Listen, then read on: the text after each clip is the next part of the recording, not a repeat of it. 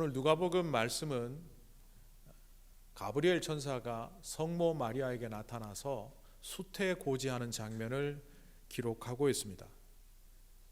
그러니까 간단히 얘기하면 가브리엘이란 천사가 6개월 전에 엘리사벳에게 나타나서 또 사가랴에게 나타나서 얘기했던 것처럼 이 마리아에게도 아기를 낳게 될 것이라는 것을 고지했다는 거죠.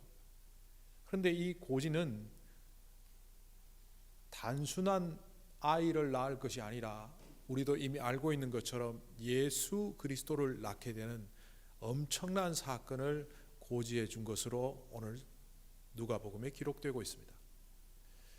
그런데 이 내용을 그 수태고지라는 거룩한 사건보다는 마리아라는 사람에게 좀 초점을 맞추고 오늘 말씀을 보려고 합니다. 그러다 보니 이 누가복음이라는 기록자가 얼마나 세밀하게 또 알찬 구성으로 이것을 기록하고 있는지를 볼 수 있습니다. 우리 동문회가 서울에서 열린다고 해서 그 동문회에 인사말을 좀 실어다 달라 그래서 영상으로 한 40초, 50초 되는 영상을 찍어서 보냈습니다. 다른 영상들을 참고 삼아 저에게 이렇게 만들어 주시면 됩니다 라고 했는데, 어떤 분은 40초를 해달라고 했는데도 불구하고 1분 30초 넘게 해서 편집을 해야 되는 사람들도 있고, 또 어떤 사람들은 무슨 소리를 하는지도 모르게 또 이렇게 얘기를 해서 보낸 사람도 있었습니다. 제가 그걸 보면서 저는 기승전결을 짧은 시간이지만 40초 안에 짰습니다. 첫 번째는 이 얘기를 하고, 두 번째는 저 얘기를 하고, 그래서 기승전결, 듣는 사람이 무슨 얘기를 듣는지 또 결론으로 어떻게 내가 마무리를 해야 될지를 딱 적어서 거의 외우다시피 해서 했습니다. 보냈더니만 그 자료를 받은 우리 목사님이 정답을 보내셨네요. 축하도 해주고 본인의 이야기도 잠깐 하면서 정말 좋은 영상을 보내주셨습니다, 이렇게 답을 했습니다. 제가 잘 보냈다, 좋은 것을 만들었다는 말을 하자는 것이 아닙니다. 40분짜리 말을 할 때도 그냥 대충 말할 수 있습니다. 그런데 그 40초짜리 말을 하는데도 구성을 갖추어서 아주 세밀하게 말할 수도 있습니다. 누가복음을 보면 문학을 연구하는 학자들이 이렇게 말합니다. 이것은 과거 고대 문학의 정수다, 이렇게 표현을 합니다. 특별히 누가복음 15장에 등장하는 탕자의 비유를 비롯한 여러 비유들은 영문학자들을 비롯한 서구 문학 전공자들이 고대 문학의 대표작이라고 일컬을 만큼 굉장히 수준이 높습니다. 제가 서론 부분에도 이미 말씀드렸지만 이 누가복음을 기록한 누가는 하나님의 감동으로, 성령의 감동으로 성경을 기록하기는 했지만 이 사람이 갖고 있는 글 쓰는 재주, 재능, 그리고 문학적인 구성을 할 수 있는 그 능력이 아주 출중한 사람이라고 소개한 적이 있습니다. 오늘 말씀도 보면 그런 차원에서 보면 이 구성 자체가 굉장히 뛰어납니다. 그래서 저는 이것을 분석하면서 너무너무 흡족하고 재밌었습니다. 오늘 이 성경 구절을 크게 4개의 단락으로 나눌 수 있는데, 첫 번째 단락은 해설을 하고 있고, 두 번째, 세 번째, 네 번째는 장면 1, 장면 2, 장면 3 3개의 장면을 보여주고 있습니다. 첫 번째 단락 26절부터 27절에는 엘리사벳에게 나타났던 가브리엘이 6개월이 지난 후에 마리아에게 나타나는데, 그 여성은 다윗 가문에 속한 요셉이랑 정혼한 여성이었다, 이렇게 소개를 하면서 두 번째 단락 장면 1에 천사가 말을 하였다라는 문구로 시작합니다. 그런데 가만히 보면 매 장면이 시작할 때마다 천사가 말을 하고 매 장면이 끝날 때마다 마리아가 말하는 걸로 끝내고 있는 것을 볼 수 있습니다.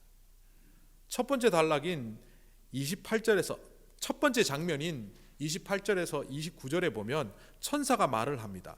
기뻐하여라, 은혜를 입은 자야, 주님께서 그대와 함께한다. 이거는 보면 굉장히 업되어 있는 상태에서 천사가 기쁨의 소식을 전하고 있습니다. 그런데 그에 반하여 마리아의 반응은 뜨뜨미지근 정도가 아니라 뜨악합니다. 마리아가 그 말을 듣고 몹시 놀라 도대체 그 인사말이 무슨 뜻일까 하고 궁금히 여겼다.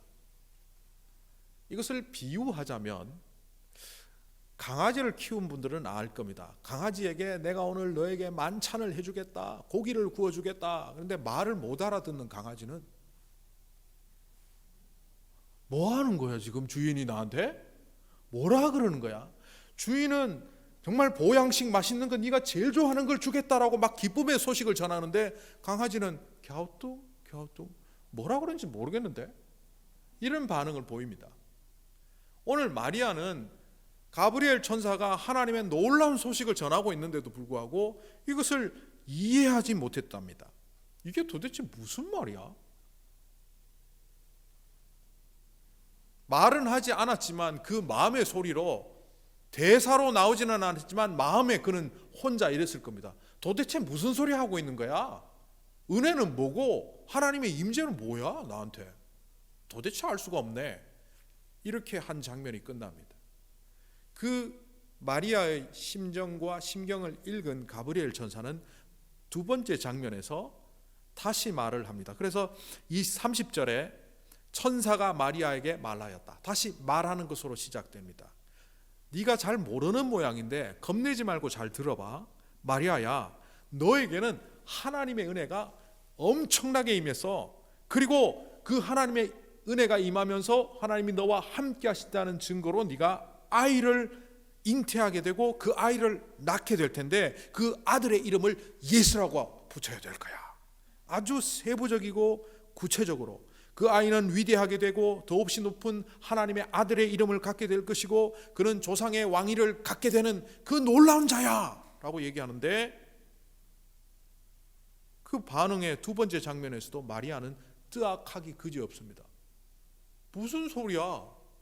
나는 남자를 만난 적도 없고 결혼도 안 했는데 물리적으로 생리적으로 아이를 가질 수 없는 상황인데 내가 아이를 낳는다고? 이게 무슨 말이지? 안 일어나요. 그런 일 불가능해요. 있을 수 없어요. 이렇게 하면서 두 번째 장면이 끝납니다. 세 번째 장면 35절로부터 시작되는 이 세 번째 장면에는 다시 천사가 말합니다. 늘 장면의 시작은 천사의 말로부터 시작됩니다. 천사가 마리아에게 대답하였다. 자, 이제 잘 들어봐. 성령이 너희에게 임한다는 말이야. 그 높으신 분이 너와 함께 하시기 위하여 너의 삶 속으로 뚫고 들어가시겠다는 거야. 그리고 그 결과 너는 아이를 낳는다는 거야. 그분은 하나님의 아들이야. 네가 지금 잘 못 알아듣는 모양인데 이게 얼마나 놀라운 사건인지 아니? 내가 예를 하나 들어볼까? 너희 친척 중에 엘리사벳이라고 나이 들어서까지 아이 못 낳던 사람이 지금 임신해서 태중에 6개월 됐단 말이야. 하나님은 불가능이 없는 분이야. 그러니까 네가 남자를 만났든 결혼을 했든 안 했든 상관없이 성령이 너를 아이 갖게 할 것이고 그 아이를 낳게 될 거야. 하나님께는 불가능이 없단 말이야. 그런데 이 세 번째 장면에서 마리아는 그 말을 알아듣습니다. 그가 그 전에 두 번의 뜨악한 반응과는 달리 세 번째는 정확하게 알아들은 사람이 하는 말을 구사하고 있습니다. 나는 주님의 종입니다. 주님의 여종입니다. 주님의 말씀이 나의 삶 속에 이루어질 것을 믿습니다. 저는 이 말씀을 이렇게 분석하면서 첫 번째, 두 번째 장면에서 뜨악했던, 받아들이지 못했던 마리아가 세 번째 장면에서 어떻게 주님의 말씀을 이해하게 되었을까? 이게 궁금했습니다. 그리고 그것을 이해하게 된 실마리는 무엇일까? 하고 오늘 말씀을 보니 하나님께는 불가능한 일이 없다라고 전하는 가브리엘의 말에 그는 믿기로 작정하고 받아들인 것으로 보입니다. 도대체 이 말이 무슨 뜻이길래 말입니다. 전체적으로 이렇게 말씀을 살펴놓고 보면 앞에 두 절은 해설이라고 했죠. 그러면 첫 번째 장면인 28절부터 29절이 장면 1이라고 했습니다. 이 장면 1에 저는 제목을 이렇게 붙여보았습니다. 상투적 신앙인에서 체험적 신앙인으로. 첫 번째 장면에서 가브리엘은 두 가지 용어를 그에게 말합니다. 은혜가 너에게 있다, 하나님의 임재가 너에게 있다. 우리도 이것을 많이 쓰기 때문에 임재라든지 은혜라든지 이런 말을 알아듣지 않습니까? 그러면 당시에 마리아는 이 말을 못 알아들었느냐? 그거는 아닙니다. 말을 못 알아들은 게 아닙니다. 은혜? 나 그거 생전 처음 듣는데요. 하나님의 임재 무슨 뜻인지 모르겠는데요. 이게 아니라는 겁니다. 은혜요? 저는 그냥 무덤덤하게 신앙생활 하는 사람인데요. 마리아의 심정을 제가 작가의 심정으로 그 심정을 글로 옮겨보면 그렇다는 겁니다. 저는 그냥 평범하게 신앙생활 하는 사람이에요. 뭐 특별한 은혜를 경험한 적도 없고, 뭐 다메섹 도상에서 바울에게 예수님이 찾아오셔서 바울의 전 인생을 뒤집어 놓았던 그런 격변도 없었고, 뭐 어릴 때부터 교회 다녔고 자연스럽게 신앙생활했고, 그러다 보니 요즘도 하나님을 믿지만 그냥 그 정도예요. 저한테 너무 무리한 요구 하지 마시고 그냥 그 정도예요. 상투적인 언어, 상투적인 신앙인으로 살아가는 사람들에게 나타나는 현상이 뭐냐 하면 신앙에 감격이 없다는 겁니다. 그리고 예배의 가치도 하나님께서 자기를 이끌어 가신다는 그 구원과 임재의 값어치도 모른 채 살아가고 있다는 겁니다. 바로 오늘 이 마리아의 첫 번째 장면을 저는 그렇게 보게 됩니다. 이런 마리아에게 가브리엘을 통해서 하나님은 상투적인 신앙인에서 감격적인 신앙인, 체험적인 신앙인으로 나오라고 요청하는 거죠. 이런 장면을 보면서 우리가 오해하지 않아야 되는 것이 하나 있습니다. 많은 사람들이 신앙생활을 하면서 하나님이 헌신을 요구하시고 하나님이 뭔가를 하라 그러시면 하나님이 우리를 마치 이용하려고 하는 것으로 생각한다, 이렇게 하는 사람들이 있습니다. 과거에 제가 한국에 있을 때 신앙 지도를 하면 한 청년이 저에게 찾아와서 이런 말을 했습니다. 목사님, 저는 그렇게 뜨겁게 신앙생활을 하고 싶지 않아요. 선교사도 안 하고 싶어요. 목사도 안 하고 싶어요.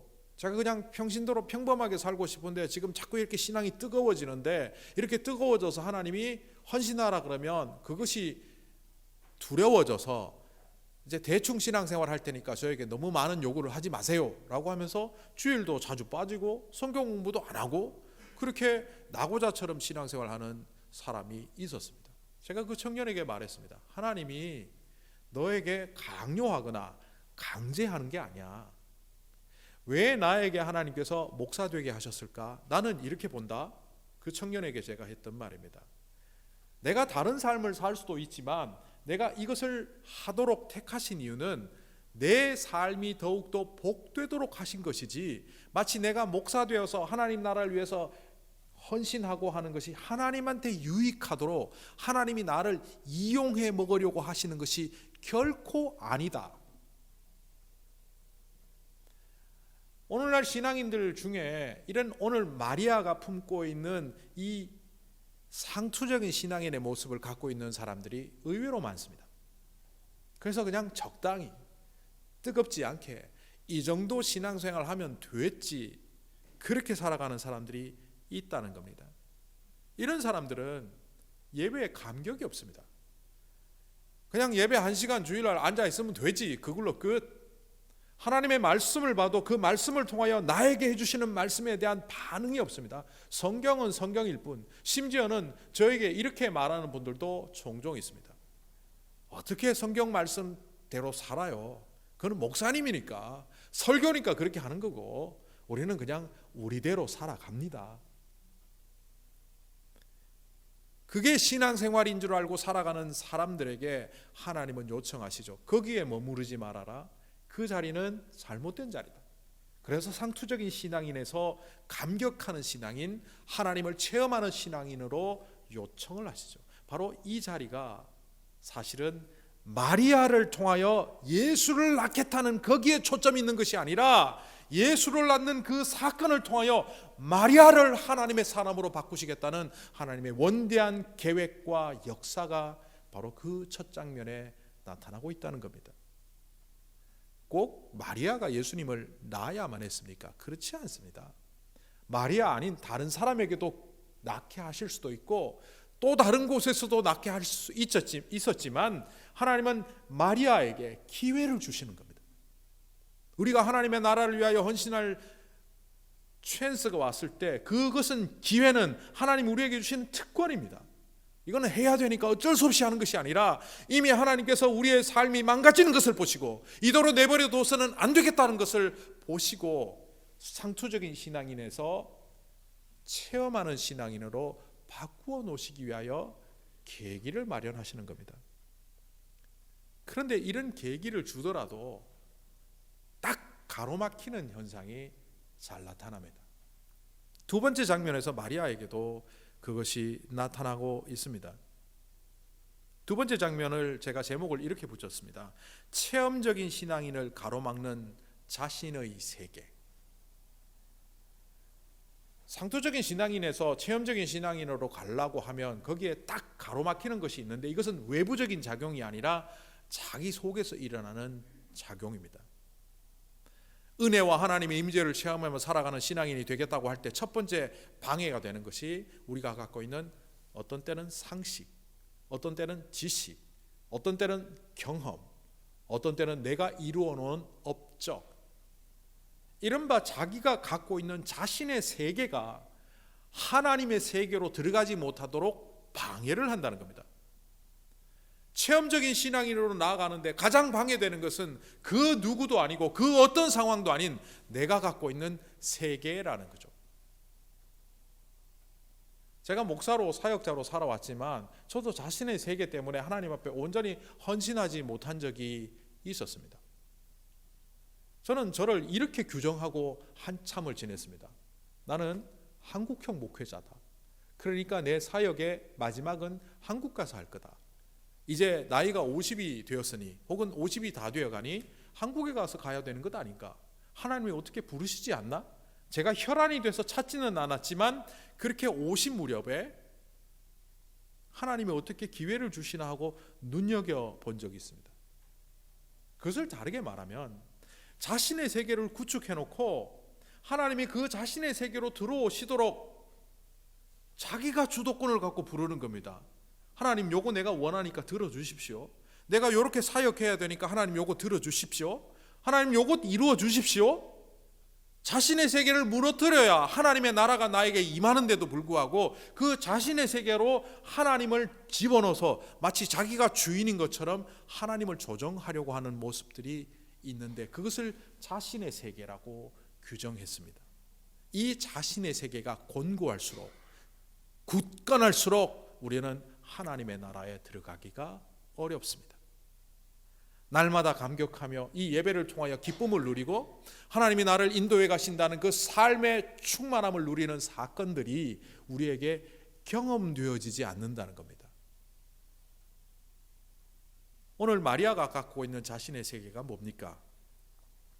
마리아를 향하여 아들을 낳고 예수의 이름을 붙이며 그는 위대한 하나님의 아들이라는 것, 그것에 대하여 설명해 주었음에도 불구하고 두 번째 장면에서 마리아가 이렇게 말합니다. 나는 남자를 알지 못하는데 어떻게 이런 일이 내게 일어날 수 있습니까? 상식적으로 생각해 보십시오. 내가 남자를 경험한 적이 없어요. 애를 낳는다는 게 말이 됩니까? 내가 결혼한 사람이 아니에요. 이 유대 사회 속에서 결혼도 안 한 사람이 아이를 낳는다는 것이 가당하기는 합니까? 여기에는 두 가지 디멘션이 있습니다. 첫 번째 디멘션은 물리적으로 생리적으로 나는 아이를 낳을 수 없다. 그래서 상식적으로 지식적으로 생각했을 때 이건 불가능합니다 라는 측면. 두 번째 디멘션은 유대 사회에서 결혼하지 않은 여자가 아이를 갖는다는 건 중대한 범죄입니다. 게다가 정혼한 여성, 여기 보면 결혼 대상자인 다윗의 가문에 요셉이 있다라고 나와 있지 않습니까? 요셉의 정혼자입니다. 그런 사람이 요셉의 아이가 아닌 누군지도 모르는 아이를 갖고 낳는다는 것은 직결 심판에 의하여 사형에 처해져야 합니다. 당시에는 동네 주민들이 그 사실을 알게 되면 끌고 나와서 돌로 쳐서 죽였습니다. 마리아가 갖고 있는 자신의 세계는 뭡니까? 과학 정보, 지식 정보로 봤을 때 나는 아이를 가질 수 없다는 그 상식적인 선. 또 하나는 내가 하나님을 믿고 하나님의 말씀을 귀담아 지금 듣고 있지만 내가 그렇게 돌 맞아 죽을 정도까지 헌신하라는 것은 내게 좀 너무 과한 것 같다라는, 바로 그거였습니다. 내가 하나님의 뜻대로 살고 하나님의 말씀도 듣고 살지만 그렇게 애기 가져갖고 돌 맞아 죽을, 그러면 나는 아이 낳고 돌 맞아 죽습니까? 돌 맞아 죽는다는 얘기 안 했는데도 불구하고 지레짐작하고 자신의 세계 속에서 판단하고 결정해서 하나님을 놨다 옮겼다 하는 거죠. 바로 이 자신의 세계가 결국 마리아가 하나님의 말씀에 온전히 반응하도록 못하게 하는 방해 요소가 되었습니다. 그런데 이 두 번째 장면이 지난 이후 세 번째 장면에서 천사는 마리아에게 정확하게 몇 가지 사실을 얘기합니다. 네가 알고 있는 정보나 지식으로 되는 것이 아니고, 또 네가 이 사건을 통하여 위험 속에 빠지는 것도 아니고, 성령께서 이 모든 일을 주관하셔서 거룩한 사건으로 네 인생 가운데 하게 하실 거니까 그분을 믿어라. 그러면서 마지막에 그는 이렇게 말합니다. 하나님께는 불가능이 없다. 이 세 번째 장면에서 불가능이 없다라는 말은 많은 사람들에게 오해를 불러일으키기도 합니다. 만약 이 장면을 오해를 했다면 마리아는 오늘 성경에 나오는 것처럼 저는 주님의 여종이니 저를 통하여 하나님의 말씀이 이루어지소서라는 식으로 대답하지 않았을 겁니다.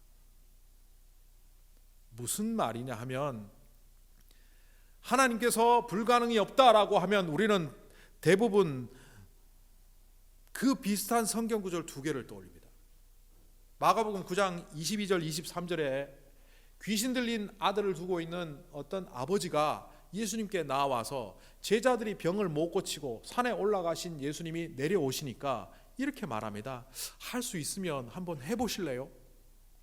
그때 예수님께서는 할 수 있거든이 무슨 말이냐? 믿는 자에게는 능치 못함이 없다. 그래서 믿는 자에게 능치 못함이 없다. 하나님은 모든 것을 해결해 주시는구나. 이렇게 이 말씀을 이해하죠. 근데 그렇지 않다는 겁니다. 또 다른 유사한 성경 구절은 빌립보서 4장 13절입니다. 내게 능력 주시는 자 안에서 내가 모든 것을 할 수 있다. 근데 이것도 우리가 흔히 하나님께서는 불가능이 없다, 믿는 자에게는 모든 것이 하나님께서 이루어 주신다, 그리스도 안에서는 내가 모든 것을 할 수 있다, 할 수 있다에 초점이 있는 게 아니라는 겁니다. 제가 2003년도에 본 영화가 있습니다. 브루스 올마이티라는 영화였습니다. 짐 캐리가 주인공이 되고 또 다른 배우들이 나와서 나오는데, 거기 영화 속에 하나님이 등장해요. 흑인 배우가 하나님을 하는데 이 하나님이 너무 바빠요. 그래서 너무너무 바빠서 좀 쉬려고 짐 캐리라는 인간에게 하나님의 능력을 옮기고 하나님의 역할을 하도록 하고 하나님 휴가 가세요. 얼마나 바빴으면 쉴 틈이 없었어요. 근데 짐 캐리가 하나님 되고 보니까 너무 바쁜 거예요. 왜 바쁘냐? 그 영화 속에 나오는 겁니다. 소원 수리하느라고요. 사람들이 얼마나 와가락 기도를 많이 하는지 그것이 하나님의 그 컴퓨터에 접수가 되면 소원을 갖고 그 하나님이 그걸 하루 종일 소원 수리해 주느라고 바빠. 제가 그 영화를 보면서 한국 사람들도 그런데 당시에 미국 사람들도 하나님에 대해서 이 정도로밖에 생각을 하지 않는구나. 그게 뭐냐 하면 하나님은 내 소원을 들어주시는 분. 나의 왕국을 만들어 놓고 여기에 필요한 요것을 채워주십시오. 저것을 채워주십시오. 그래서 내 왕국을 만들어 가는데 도움 주시는 분, 이 정도로만 생각하고 있다는 것을 그 영화를 보면서 깨달았습니다. 혹시 우리도 하나님을 그렇게 보고 있지는 않습니까? 빌립보서 4장 13절 내게 능력 주시는 자 안에서 내가 모든 것을 할 수 있다라는 말을 더 잘 이해하기 위하여 제가 11절부터 읽어볼 테니 들어보십시오. 내가 궁핍해서 이렇게 말하는 것이 아닙니다. 나는 어떤 처지에서도 스스로 만족하는 법을 배웠습니다. 나는 비천하게 살 줄도 알고 풍족하게 살 줄도 압니다. 배부르거나 굶주리거나 풍족하거나 궁핍하거나 그 어떤 경우에도 견뎌낼 수 있는 비결을 배웠습니다. 그러므로 나는 내게 능력 주시는 자 안에서 이 모든 상황을 극복할 수 있습니다.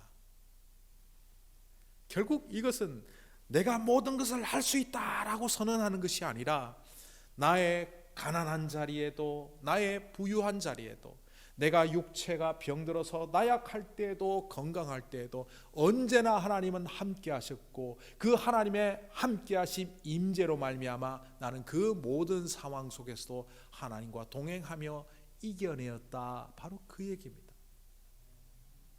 그러니까 지나친 성공주의를 말하는 구절이 아니라는 겁니다. 믿는 자에게 능치 못함이 없으리라는 말도 풀어보면 이런 겁니다. 믿음이 없어서 하나님의 말씀을 의심하는 자에게는 하나님의 능력이 나타나지 않지만 하나님의 말씀을 믿고 말씀과 동행하는 자에게는 하나님의 능력도 같이 나타난다. 그러니까 하나님의 말씀을 믿고 온전한 신앙인이 될 때, 상투적인 신앙인이 아니라 하나님을 체험하는 신앙인이 될 때 그들을 통하여 하나님은 역사하신다, 이런 말입니다. 결국 오늘 세 장면을 통해서 우리가 발견할 수 있는 것은 마리아가 의심하던 자가, 고민하던 자가 세 번째 장면에서는 순종하며 받아들이는 자로 성장했다는 겁니다. 지난주에 사가랴와 엘리사벳의 성장 스토리가 나왔다면 또 2주 전에 누가복음은 또한 신약 성경은 신약 교회 성도들의 성장 스토리를 담고 있다고 말했던 것처럼 오늘 이 마리아 이야기도 하나님은 단순히 그 여성을 통하여 예수님을 낳겠다는 수태고지만을 한 것이 아니라 평범한 신앙인이었던 그를 이 기회를 통하여 놀라운 신앙인으로, 상투적인 신앙인에서 하나님을 체험하며 날마다 삶 속에 주님과 동행하는 신앙인으로 성장하도록 만드시겠다는 것을 오늘 이야기 속에서 보여주고 있습니다. 마리아가 말귀를 잘 알아들었다고 했는데 오늘 하나님께는 불가능한 일이 없습니다라는 이 37절을 헬라어로 직역하며 제가 번역을 해보면 이런 뜻입니다. 하나님의 모든 말씀은 모든 상황 속에서 이겨내게 하십니다. 그러니까 단순히 모든 것을 할 수 있다라고 얘기하시는 것이 아니라 하나님의 말씀은 내가 넘어져 있는 상황 속에도 함께 하시고 내가 성공한 상황 속에서도 함께 하시고 내가 좌절하고 아무것도 할 수 없다고 나약한 가운데 빠졌을 때도 나를 포기하지 않으시고 함께 하시며 건강하든 건강하지 않든 부유하든 부유하지 않든 많은 것을 알든 많은 것을 알지 못하든 그것과 상관없이 하나님은 나와 함께 하시는 분, 바로 그런 분이라는 겁니다. 마리아는 결혼도 하기 전에 아이를 갖는 것이 두려웠을 겁니다. 돌에 맞아 죽을 수도 있고 사회적 지탄을 받고 가정으로서도 배척을 당하고 목숨을 잃을 수 있는 그 자리가 두려웠지만 세 번째 장면에서 그것을 내려놓습니다. 내가 혹 죽을지라도, 혹 내가 모욕을 당할지라도, 내가 혹 이 일로 인하여 많은 손실을 겪을지라도 나를 복되게 하시는 분, 나를 더욱더 힘차게 살리시는 분, 그분의 말씀을 믿기에 나는 주님의 말씀 속으로 들어가겠습니다. 이렇게 말한 겁니다. 우리는 늘 신앙생활 하면서 하나님이 뭔가를 해주실 때 할렐루야, 해주시지 않으면 하나님은 나를 사랑하시지 않는 게 아닌가? 왜 나에게 은혜가 없는가? 왜 나에게 하나님의 임재가 없는가? 라고 말하지만 느부갓네살의 우상 앞에서 고고하게 신앙의 거룩함을 지키며 불구덩이로 들어갔던 사드락 메삭 아벳느고의 말을 여러분 아시죠? 전능하신 하나님은 우리를 저 불구덩이 속에서 구원하실 분입니다. 그러나 그렇게 안 하실지라도 나는 저 우상이 아니라 하나님을 믿는 사람으로 죽을 겁니다.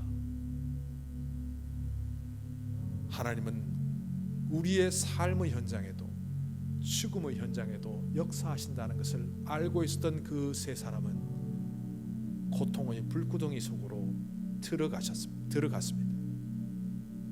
그런데 사람들이 불구덩이에 세 사람을 목격한 것이 아니라 네 사람을 목격합니다. 그 불구덩이 속에 하나님의 임재가 있었습니다. 우리는 편안한 자리에서 우리를 편안하게 이끌어 가실 때만 하나님의 능력이 나타난다고 믿고 있지만 오늘 이 말씀을 통하여 하나님은 가르쳐 주십니다. 우리가 더 성장하고 더 영적으로 완성이 되고 하나님이 기뻐할 만한 사람이 되기 위하여 그 어떤 상황 속에도 역사하시는 주님, 그 주님을 믿으며 말씀 앞에 서는 사람이 되도록 하면 좋겠다는 주님의 음성을 우리 모두가 들을 수 있기를 성령님은 이 시간 원하십니다. 여러분 어떠하십니까? 묵묵히 우리를 위하여 고생하며 수고했던 부모님들이 계시기에 우리는 이 자리에 존재합니다. 어떤 때는 그 부모님의 사랑이 내 마음에 들지 않아서 부모 잘못 만나서 내가 고생한다는 헛소리를 하기도 합니다. 부모의 사랑을 거부하고 부모의 사랑을 모욕하는데도 그 부모들은 묵묵히 자녀를 위하여 눈물 흘리며 희생해 왔습니다. 주님은 그런 부모를 주시며 부모의 사랑보다 100배, 1000배, 10,000배 큰 그 무한하신 하나님의 사랑을 경험하게 하셨습니다. 자녀로서 부모의 사랑을 느낀다면 그 부모의 사랑보다 더 큰 하나님의 사랑도 느낄 수 있도록 하기 위해서 말입니다.